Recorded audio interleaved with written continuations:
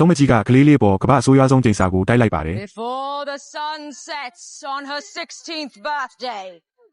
she will prick her finger on the spindle of the spinning wheel and fall into a sleep like death, a sleep from which she will never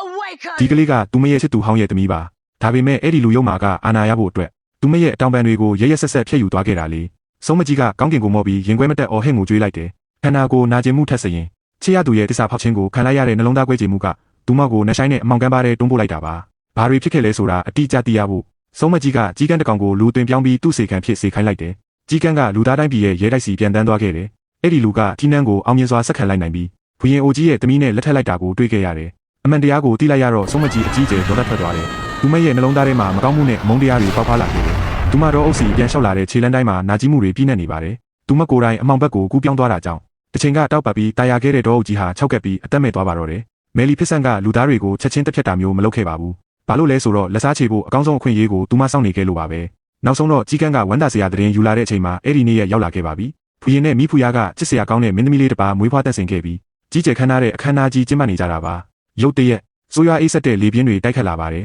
မယ်လီဖစ်ဆန်ကဖိတ်မထားပဲရောက်ချလာခဲ့တယ်အနက်ရောင်ဝတ်စုံကိုဝတ်ဆင်ပြီးလန်ဒန်ကိုကင်ထားတဲ့သူမရဲ့အရှိန်ဝါကြီးမားမှုကရှိနေတဲ့လူတိုင်းကိုကြောက်ရွံ့သွားစေတယ်သူမကလူယုံမှာဘရင်ကြီးကိုလက်စားချေဖို့ရောက်လာတာပါသူမရွေးချယ်လိုက်တဲ့နေလန်းကတော့မင်းသမီးလေးအပေါ်အဆိုးရွားဆုံးချိန်စာတိုက်ဖို့ပါပဲသူမကချိန်ဆိုလိုက်တယ်မင်းသမီးလေး16နှစ်ပြည့်မွေးနေ့မှာဘိုင်းငစ်ဆက်ရဲ့အဆူးမိပြီးတည်ဆုံးသွားတယ်လို့မျိုးထာဝရအိတ်ဆက်ခြင်းနဲ့ကြားရောက်သွားလိမ့်မယ်ဒီချိန်စာကိုပြေပြောက်စေမဲ့တခုတည်းသောနေလန်းကတော့စစ်မှန်တဲ့အချစ်အနမ်းပါပဲတေချာတာကတော့ဒီစကားဟာလူယုံမှာဘရင်ကြီးကိုရည်ရွယ်ပြီးပြောလိုက်တာပါသူ့ရဲ့တစ္ဆာဖောက်မှုအတွက်တစ်သက်လုံးနောင်တရပြီးအပြစ်ရှိစိတ်နဲ့နေသွားရအောင်ပေါ့ချိန်စာမပြည့်ဝလာစေဖို့အတွက်ဘရင်ကြီးကတိုင်းပြည်ထဲမှာရှိတဲ့ဘိုင်းငစ်ဆက်တွေအကုန်လုံးကိုတင်ဆေးဖို့အမိန့်ပေးလိုက်တယ်အဲ့ဓာတွေကိုရိုက်ခွဲမိရှို့ပြီးမြေအောက်ခန်းနက်ထဲမှာတောခတ်တင်ဆေးထားလိုက်တယ်ပြီးတော့မင်းသမီးလေးကိုနတ်ပူလေး3ပါးစီတိတ်တဆိတ်အနံ့လိုက်ပြီးအရွယ်ရောက်တဲ့အထိရှို့ဝက်နေရတစ်ခုမှကြီးပြင်းစေခဲ့တယ်16နှစ်ပြည့်မွေးနေ့ကျော်လုံးမသာနန်းတော်စီပြန်ခေါ်လာဖို့ပေါ့တစ်ချိန်တည်းမှာပဲမယ်လီဖစ်ဆန်ကဒေါအုံနယ်ဆက်တစ်လျှောက်မှာစူးကြုံတိုင်းကြီးတစ်ခုတိဆောက်လိုက်ပြီးဘလူသားမှချင်းမချရဘူးလို့တားမြစ်လိုက်ပါတယ်အဲ့ဒီချိန်ကစပြီးလူသားတွေနဲ့နတ်သမီးတွေကြားကဆက်သွယ်မှုတွေပြတ်တောက်သွားပြီးအဆုံးမဲ့အမုန်းတရားတွေသာကျန်ရစ်ခဲ့ပါတော့တယ်